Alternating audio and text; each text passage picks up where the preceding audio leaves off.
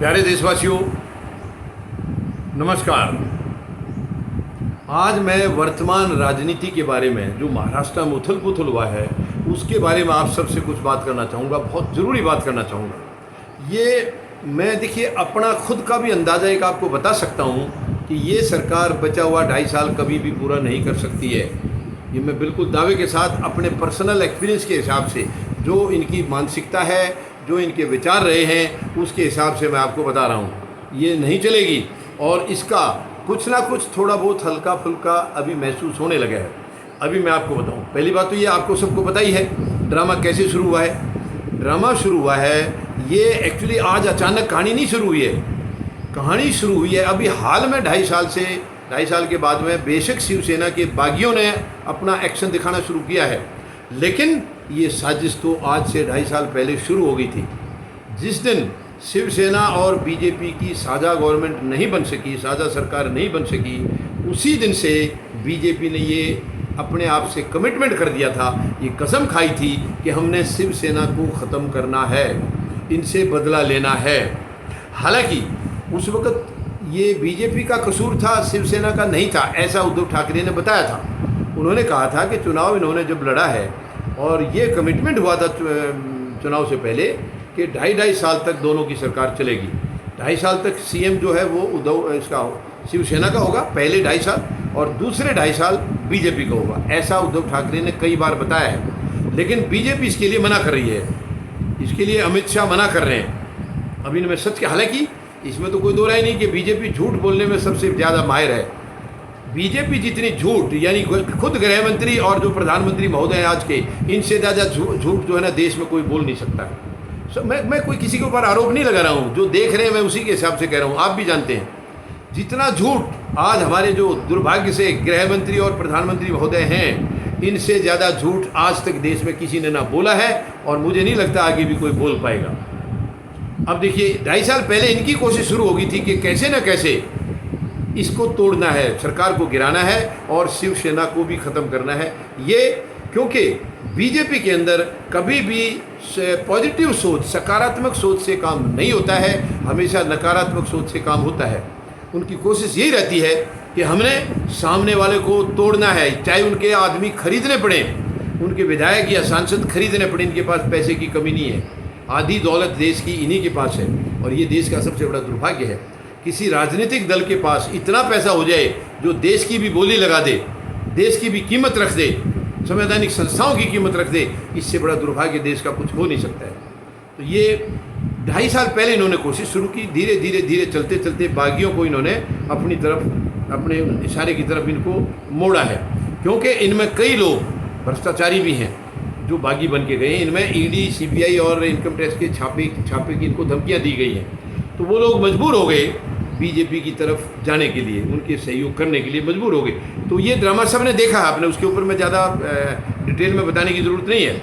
अब पहले तो देवेंद्र फडणवीस ने खुद बयान दिए थे कि वो मुख्यमंत्री बनने जा रहे हैं, जश्न भी हो गया था इनका, और एकनाथ शिंदे को उप मुख्यमंत्री बनाया था। लेकिन कहानी कुछ उल्टी हो गई है, क्योंकि बीजेपी का निशाना कुछ और है, प्रधानमंत्री या गृह मंत्री का निशाना कुछ और है, जिसको शायद देवेंद्र फडणवीस समझ भी नहीं पाए हैं। अब कल मुख्यमंत्री एकनाथ शिंदे और देवेंद्र फडणवीस जो उप मुख्यमंत्री हैं, दोनों बैठे हुए थे और ये माइक एकनाथ शिंदे के हाथ में था, वो कुछ बोल रहे थे। उनके हाथ से देवेंद्र फडणवीस ने माइक छीना है, माइक ले लिया, उनके ले लिया तो छीन ही लिया। वो देखते रह गए और उनके चेहरे से पता लग रहा था कि उनको बहुत तकलीफ हुई है। माइक उनसे ले लेना क्या मायने? देखिए, ये पूर्व मुख्यमंत्री हैं, इस वक्त मुख्यमंत्री नहीं है, इस वक्त ये उप मुख्यमंत्री हैं, यानी मुख्यमंत्री के नीचे उनके डिप्टी। मगर ये इनको शायद हजम नहीं हो रहा है। यही कारण भी बनेगा कि ये सरकार ज़्यादा दिन नहीं चलेगी। मुझे लगता है 6 महीने में गिर जाएगी, नहीं तो साल भर में ज़रूर गिरेगी। अपना कार्यकाल पूरा नहीं करेगी। अब आगे राष्ट्रपति शासन लगेगा या तुरंत चुनाव होंगे या कोई दूसरी सरकार बनेगी, वो अभी कुछ कहा नहीं जा सकता है। तो ये बड़ा। दूसरी बात, देवेंद्र फडणवीस ने ये बयान दिया है कि मैंने ही एकनाथ शिंदे का नाम दिया है अपनी हाईकमांड को, यानी बीजेपी हाईकमांड जो दिल्ली में बैठे हैं। और हाईकमांड कौन है? प्रधानमंत्री महोदय हैं या उनके गृह मंत्री लगा लो, हाईकमांड यही है। इनको इन्होंने ही सुझाव दिया था कि एकनाथ शिंदे को आप सीएम बना दीजिए, और इन्होंने फैसला किया था देवेंद्र फडणवीस ने कि मैं बाहर से रह करके समर्थन दूंगा। बाद में ये चले भी गए, दिल्ली आए थे, ये मिलकर चले भी गए। इसके बाद 3 एमएलए इनके बीजेपी के फडणवीस से मिले हैं आकर के कि हमें मुख्यमंत्री, हमें जो है ना मंत्री बनवाइए, हम मंत्री बनना चाह रहे हैं। तो देवेंद्र फडणवीस ने अपने ऊपर जिम्मेवारी ना लेकर के सीधा उनको यही सलाह दी कि आप जाकर के दिल्ली मिल के आइए और अपना मिनिस्टर बनने का रास्ता साफ करके आइए, क्योंकि जो होना है वहीं से होना है। उन्होंने खुद बोला है। अब आप देखते जाइए इसमें कलाकारी क्या क्या हो रही है। तो ये सारा मामला वहाँ हुआ है। उसके बाद देवेंद्र फडणवीस बाहर से समर्थन देने के लिए तैयार हुए थे मुख्यमंत्री शिंदे को बना करके, ये सरकार में शामिल नहीं होना था इनको। इसके बाद दोबारा इनके फ़ोन आए हैं जेपी नड्डा के, जो इनके अध्यक्ष हैं, उनके फ़ोन आए हैं। एक बार में काम नहीं बना, 2 बार फ़ोन आए हैं, तब जा कर के देवेंद्र फडणवीस एग्री हुआ है।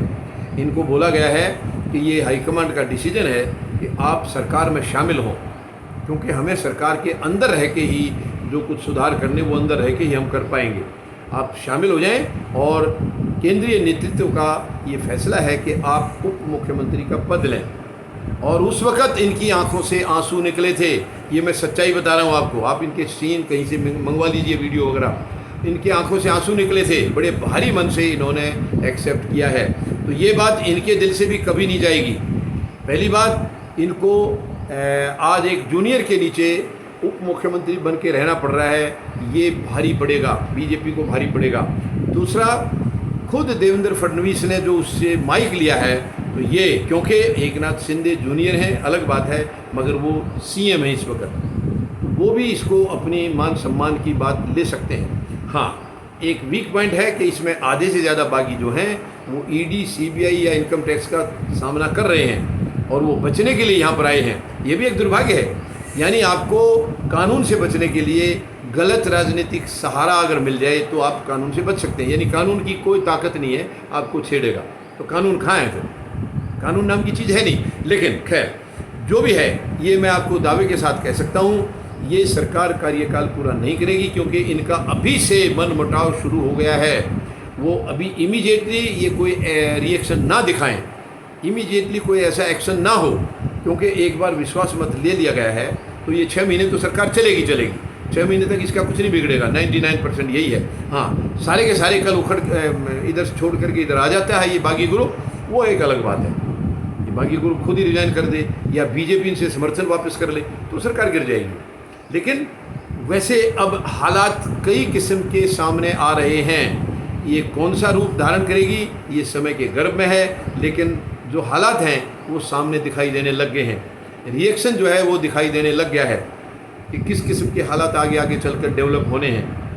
तो ये इस किस्म की जो इधर से उधर से जो जोड़ करके जो सरकार बनाई जाती है, उससे देश का और प्रदेश का नुकसान होता है। ये कभी भी जनता का भला नहीं कर सकती है, केवल इसके अंदर राजनीतिक हित उनके सीधे होते हैं। अब इनकी कोशिश है, लेकिन उद्धव ठाकरे भी बाला साहब के बेटे हैं, तो इतनी जल्दी सी हार मानने वाले नहीं हैं वो।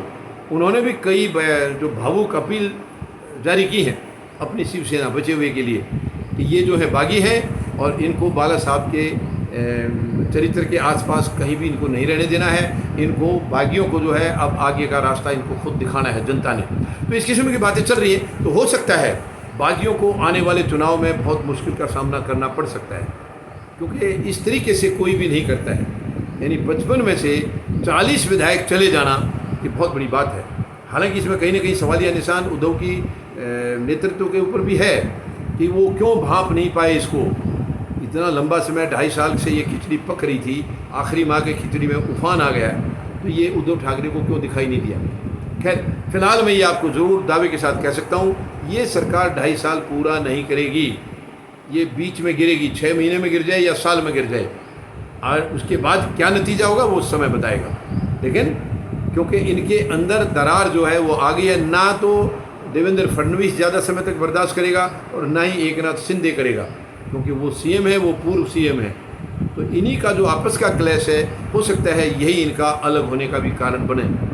या फिर महत्वाकांक्षा जो बीजेपी की है कि वो शिवसेना को ख़त्म करना चाहती है। ऐसा नहीं होता है। राजनीति में आपके ख़त्म करने से कुछ नहीं होता है।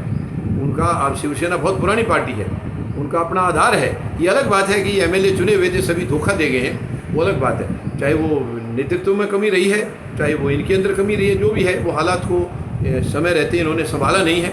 मगर अब आगे का भी भविष्य मुझे महाराष्ट्र का खतरे में, अंधकार में नज़र आ रहा है। इसका नुकसान सीधा सीधा महाराष्ट्र की जनता को होगा।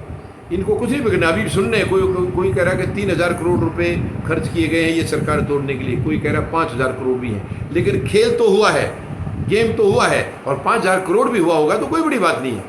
बीजेपी के पास क्या कमी है? पैसे की कोई कमी नहीं है। लाखों करोड़ भी होगा तो वो कर देंगे। इनके पास बहुत है, नहीं होगा, कमी पड़ेगा तो सरकार में बैठे। ये भ्रष्टाचार करने में पीछे नहीं रहेंगे।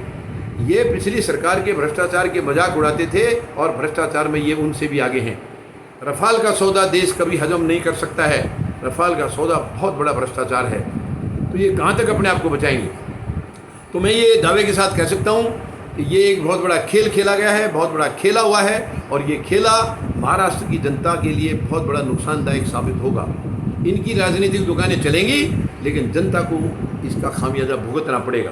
तो मैं निवेदन करता हूँ जनता से भी, आने वाले समय में आप इनको सबक सिखाएं। जो भी गलत किस्म की हरकत करके आते हैं, चुन कर आ जाते हैं, फिर वो अपनी मर्जी से जनता को धोखा दे करके अपनी दुकानें चलाने के लिए रास्ता बदल लेते हैं। ये बहुत भयंकर है, और इसके लिए मतदाताओं को खूब इसको गौर से सोचना होगा, इनकी चाल को समझना होगा, और आगे के लिए इनको सॉलिड डिसीजन लेना होगा। धन्यवाद।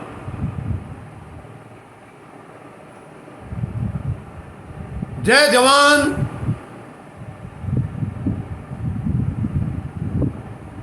जय किसान, जय हिंद।